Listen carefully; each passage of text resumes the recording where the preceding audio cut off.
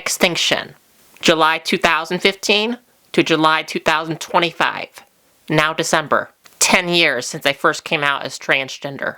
9 years since my best friend told me that he knew I was trans. Then 8 years previous, now 17 years ago. 8 years of having the diagnosis of 47XXY/intersex. 8 years of reaching out to supportive parent figures, as my own weren't supportive. 5 years of needing to come out to every new job I've started. That's 11 jobs. 5 years since I entirely left the church. 4 years as Jaimee Andrea, legally. 4 years of needing to wear a bra. 3.5 years of laying low in the women's bathroom. 3 years of locking my car door immediately upon entering. 3 years of making sure that I'm not being followed. 2.5 years of being correctly gendered over the phone. 2 years of looking in the mirror and liking most of my features. 2 years of electrolysis and laser hair removal. And finally, 1 year of having a face that better aligns with my soul. But it's also been 10 years since I first started introducing myself as Jaimee and being out on Facebook.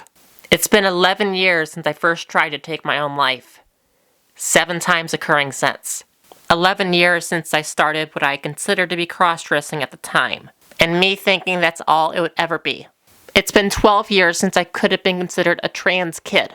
14 years of making videos to share online as to distract myself from what I was fighting internally. 14 years of noticing strangers giving me weird, confusing looks. 14 years of coming off as androgynous. 14 years of wanting to change my name.